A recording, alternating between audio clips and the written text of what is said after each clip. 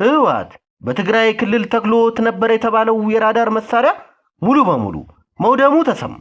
በትግራይ ክልል መቀሌ ኩሃ አየር ኃይል ግቢ ውስጥ ተክሎት ነበር የተባለውና በከፍተኛ ወጪ የተገዛ የራዳር መሳሪያ ሙሉ በሙሉ መውደሙ ታውቋል። በማህበራዊ ሚዲያ በወጡ መረጃዎች መሰረት የወደመው ይህ የራዳር መሳሪያ በ176 ሚሊዮን የአሜሪካ ዶላር ወጪ የተገዛ ሲሆን ይህም በወቅታዊ የውጭ ምንዛሪ ተመን ሲሰላ ከ8 ቢሊዮን 213 ሚሊዮን ብር በላይ ግምት ያለው እንደሆነም ተጠቅሷል።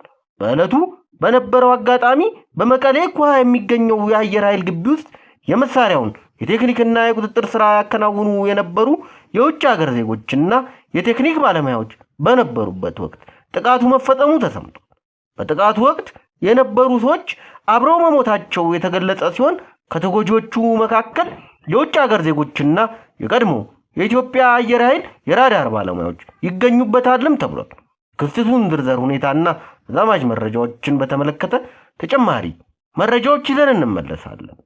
በትግራይ በ2018 ብቻ 33 ሴቶች መገደላቸው ተሰማ። በትግራይ ክልል 2018 ከጥር ወር ጀምሮ 33 ሴቶች በግድያ መሞታቸውን የትግራይ ሴቶች ማህበር አስታውቋል። የማህበሩ ሊቀመንበር አበባ ኃይለሥላሴ የጦርነቱ መቆም ቢቻልም በሴቶች ላይ የሚፈጸሙ ጥቃቶች ግን እንዳልቆሙ ሰምተዋል። ሊቀመንበሯ እንዳሉት በጦርነቱ ወቅት በሴቶች ላይ የተፈጸመው ጥቃት ከተጠናቀቀ በኋላም የጾታዊ ጥቃትና ሌሎች ጥቃቶች መቀጠላቸው አሳሳቢ ሁኔታ ነው ብለዋል። በተለይም ከፕሪቶሪያው የሰላም ስምምነት በኋላ የሴቶች ደህንነት በበቂ ሁኔታ አለማረጋገጡ ተጠቁሟል። ማህበሩ 33 ሴቶች ስለመገደላቸው ቁጥር ቢያቀርብም ግድያዎቹ የተፈጸመባቸውን ቦታዎች፣ የግድያዎቹን ምክንያቶችና ተጠርጣሪዎቹን በተመለከተ ዝርዝር መረጃ አልሰጠም። በመሆኑም የተገለጸው ቁጥር በተጨማሪ ማረጋገጫ የሚፈልግ መረጃ መሆኑም ተሰምቷል። የማህበሩ አመራር እንደሚለው የሴቶች ግድያና ጥቃት መቀጠል በክልሉ ያለው የሴቶች ጥቃት መከላከያ ስርዓትና የፍትህ አሰራር ድክመትን ያመለክታል ተብሏል። በመሆኑም የጥቃቱ ጉዳዮች በፍጥነት እንዲመረመሩና ተጠያቂዎችም በሕግ እንዲጠየቁ ጥሪ ቀርቧል። ኢትዮጵያ በሰው ሰራሽ አስተውሎት የተደገፉ ዘመናዊ የባህር ላይ ተሽከርካሪዎችን ልትታጠቅ መሆኑ ተሰማ።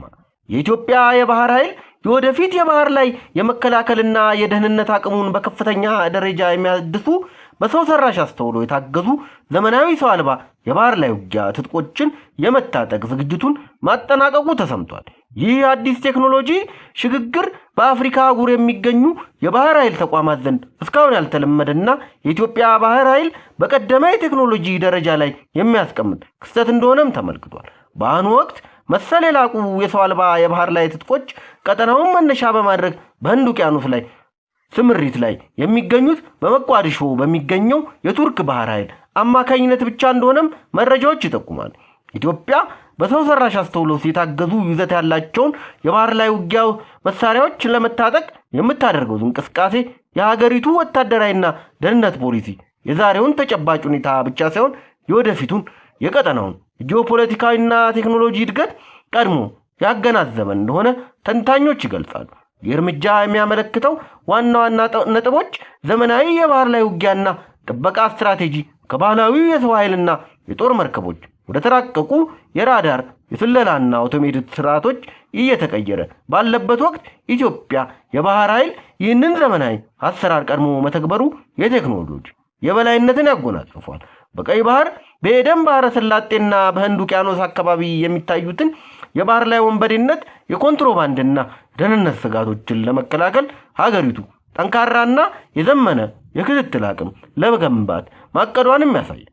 ሰው አልባ መሳሪያዎች የሰው ኃይል መስዋዕትነትን ከመቀነሳቸው ባለፈ በከፍተኛ ቅልጥፍና በትንሽ ወጪና በተሻለ ሰው ሰራሽ አስተውሎት ውሳኔ አሰጣጥ የባህር ላይ ወሰንን ለመጠበቅ የሚያስችሉ በመሆናቸው ኢትዮጵያ ለላቀ አሰራር የሰጠችውን ትኩረት ያሳያል።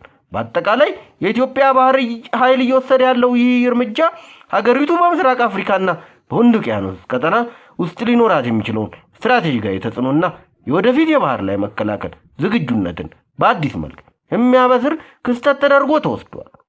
ሰብስክራይብ ማድረጋችሁን እንዳትረሱ።